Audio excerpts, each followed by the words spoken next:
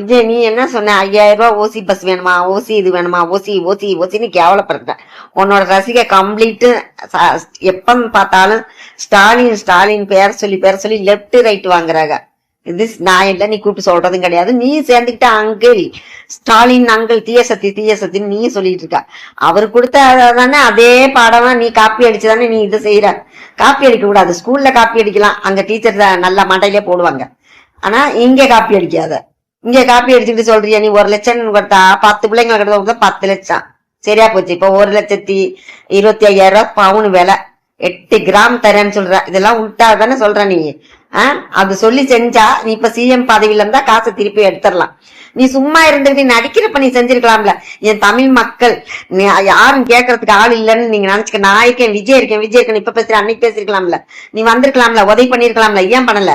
எதுக்கு பண்ணல? ஏன் இப்ப வந்து சொல்ற அப்படி?